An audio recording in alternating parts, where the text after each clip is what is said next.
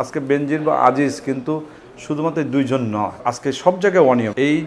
এই অবস্থায় তাদের যে দুর্নীতি, তাদের যে অনিয়ম যেটা আজকে প্রকাশ পাচ্ছে, এটা হচ্ছে যে একটা বর্তমান সরকার, যেটা আমার ধারণা যে একটা পার্টনারশিপ, একটা জয়েন্ট ভেঞ্চার, একটা শেয়ারের মতো আর কি, রাষ্ট্রটাকে একটা শেয়ার করে ফেলেছে, যা জয়েন্ট ভেঞ্চারের মতো, বিজনেস সেন্টারের মতো করে ফেলেছে।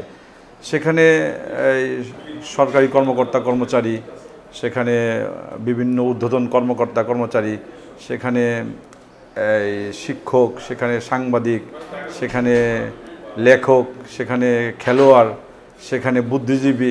অনেক সময় দেখা যায় অনেক খেলোয়াড়রা মুজিব কোট পরে ঘুরছে, অনেকে জয় বাংলা বলছে।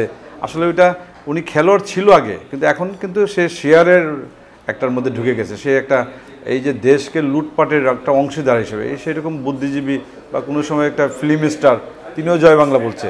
আসলে জয় বাংলা বলছে, সে কিন্তু একটা পার্টনারশিপের জয়েন্টে সে ঢুকে গেছে। অর্থাৎ বাংলাদেশের মানুষের যে কষ্টার্জিত অর্থ, বাংলাদেশের যে সম্পদ, তারা লুণ্ঠন করছে। তো এই অবস্থায় কিন্তু আজকে বেনজির বা আজিজ কিন্তু শুধুমাত্র দুইজন নয়, এই গত 17 বছরে এরকম শত শত হাজার হাজার বেনজির আজিজ কিন্তু আজকে প্রতিটা জায়গায় আছে, যেটা শেয়ারের মাধ্যমে এই বর্তমান সরকারের সাথে জয়েন্টলি তারা দেশের সম্পদ লুণ্ঠন করছে। আজকে এই যে আমরা আশ্চর্য হয়ে যাই যে হাজার হাজার বিঘা, হাজার হাজার শতাংশ জমি, কোটি কোটি টাকা, প্রায় 40-50টা ব্যাঙ্ক অ্যাকাউন্ট, একটা সরকারি কর্মকর্তা, এটা কখনো বাংলাদেশের মানুষ বা এই রাষ্ট্র কখনো চিন্তাও করতে পারেনি। বিশ্বমানের থার্মিক্স রড, সালাম স্টিল থার্মিক্স, দেশের একমাত্র থার্মিক্স রড। এই আদালতকে ব্যবহার করে, এই বিচার পদ্ধতিকে ব্যবহার করে বেগম খালেদা জি, আমাদের নেত্রী, তিনি কোনো ধরনের অনিয়ম হয়নি, দুর্নীতি হয়নি। তাকে 2 কোটি টাকার একটা সাজানোর একটা ঘটনা দেখিয়ে তাকে প্রথম 7 বছরের সাজা থেকে সেখানে আবার 10 বছরের সাজা দিয়ে, অথচ হাজার হাজার কোটি টাকা যারা লুটপাট করছে তাদেরকে কিন্তু বলা হচ্ছে যে তাদের বিরুদ্ধে লেখা যাবে না, বলা যাবে না, প্রকাশ করা যাবে না। তাদের পক্ষে বিভিন্ন আইন পাশ করেছে। তো এই যে আমি বললাম যে শেয়ার বা পার্টনারশিপ যে জয়েন্ট করেছে, সেখানে বিচারালয়ও কিন্তু আছে, তারাও কিন্তু এই জয়েন্টের মধ্যে আছে। অর্থাৎ সবাই কিন্তু এই লুটপাটের সাথে আছে। তো সেখানে যারাই অনিয়ম করছে, আপনারা যেমন সাংবাদিকরা সেটা বিভিন্নভাবে নোট রাখছেন, দেশের জনগণও নোট রাখছে, আমরাও দলীয়ভাবে সেগুলোর খোঁজখবর রাখছি।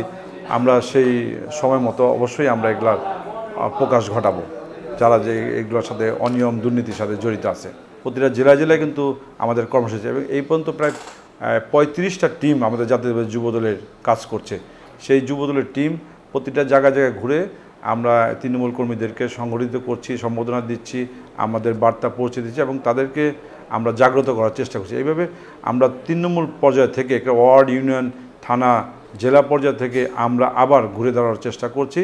আমরা যেন এই যে চলমান যে অনিয়ম দুর্নীতি, এবং যে আজকে ভোটের অধিকার নাই, মানুষের যে আজকে গণতান্ত্রিক অধিকার নাই, মানুষের যে আজকে দুর্বিধ অবস্থা, আজকে বাজারে গেলে মানুষের কি অবস্থা, আর্থিক অবস্থা, আজকে ব্যাংকের টাকা গেলে টাকা নাই, আজকে সব জায়গায় অনিয়ম, এইগুলোর আজকে এইগুলোর জন্য আমাদের যে আগামীতে যে চলমান আন্দোলন শুরু হবে, সেই চলমান আন্দোলনে যেন আমরা আবার ঘুরে দাঁড়াতে পারি, এবং সারা বাংলাদেশে যেন আমরা তৃণমূল পর্যায় থেকে আবার আমাদের ভূমিকা রাখতে পারি, সেই জন্য জাতীয় যুবদল আমাদের একটা ব্যাপক পরিকল্পনা আছে।